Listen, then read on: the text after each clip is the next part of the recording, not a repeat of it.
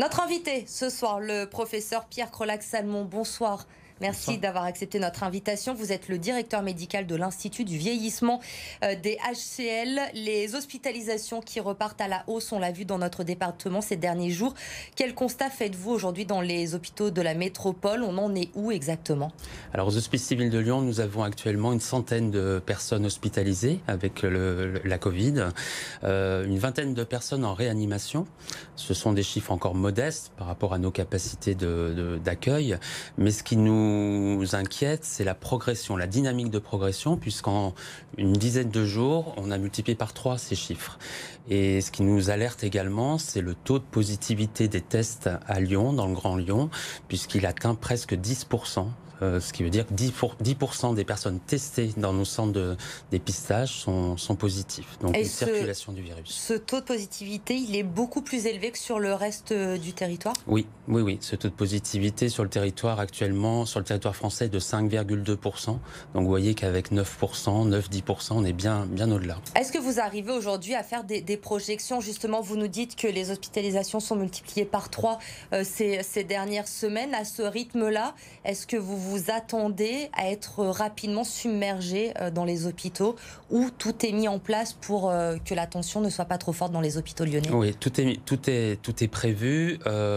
Cette dynamique de progression, elle est exponentielle. Donc, si ça continue, ça peut être inquiétant. On compte beaucoup sur la population, sur la responsabilité de chacun, d'appliquer les gestes barrières qui, s'ils sont bien appliqués, sont efficaces. Et c'est ça qu'il faut rappeler maintenant. Jean-François Delfraissy, justement le président du Conseil scientifique, vous venez d'évoquer ce terme, vous également. Hier, il le disait, il parle d'un niveau inquiétant aujourd'hui en France. D'autres disent que finalement, ce n'est pas une grande surprise, ces chiffres qui augmentent à la rentrée, qu'il fallait s'y attendre. Il ne faut pas céder à la panique pour autant, selon vous, même si ces chiffres sont inquiétants, on ne devrait pas vivre ce qu'on a pu vivre au mois de mars et au mois d'avril? Pour nous, d'un point de vue sanitaire, d'un point de vue des hôpitaux, on est très vigilants. On ne cède pas à la panique, il ne faut pas céder à la panique, mais il faut vraiment rappeler ces gestes barrières.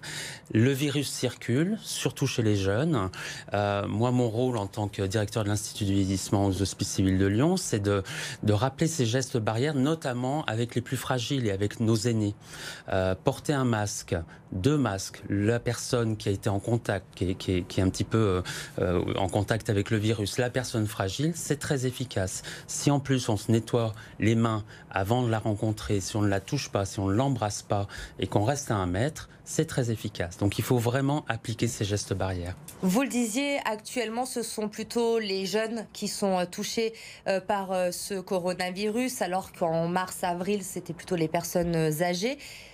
Ça veut dire quoi? Que finalement nos aînés respectent mieux les gestes barrières, font plus attention aujourd'hui, ils ont pris conscience de la dangerosité de ce virus? Oui, les aînés, les personnes fragiles en général ont pris conscience de cette dangerosité, ils se protègent, mais pour bien protéger une personne fragile, il faut que tout le monde joue le jeu.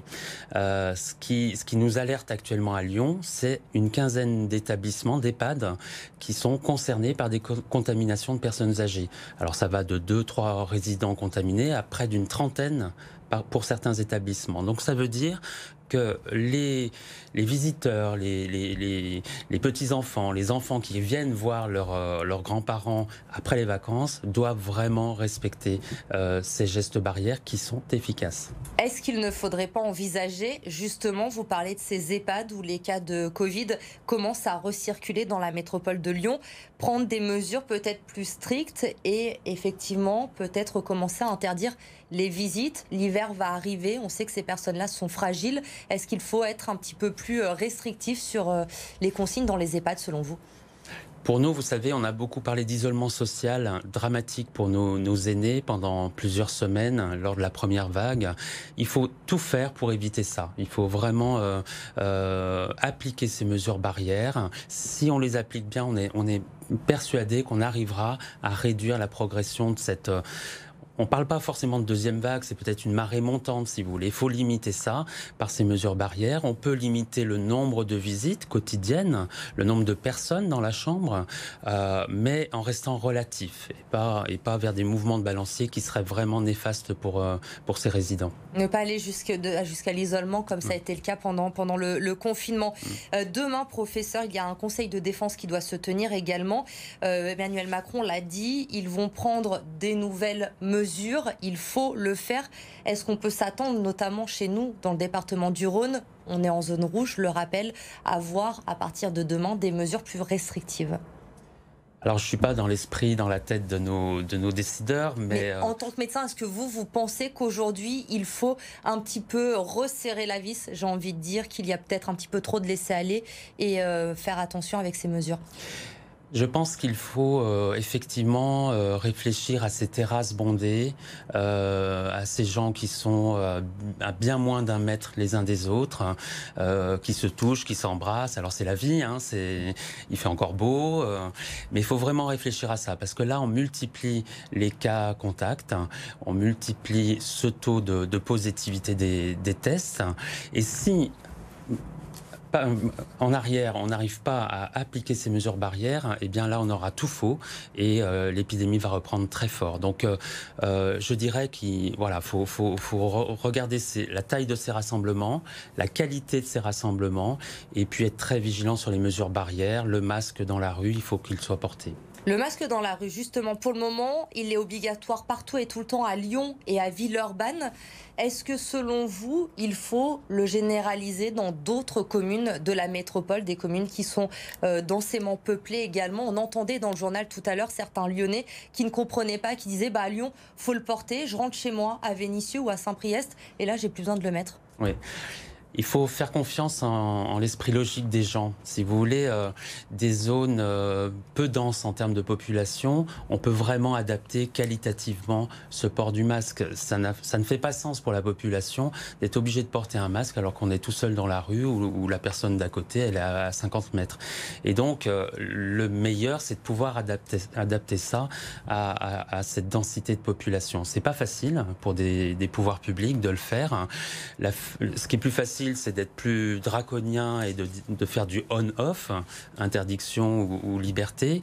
Mais moi, je pense qu'il faut faire vraiment confiance en la population et garder cet esprit de jugement. Tiens, je suis tout seul dans un quartier où ce n'est pas obligatoire, peut-être que je peux me permettre de ne pas le porter.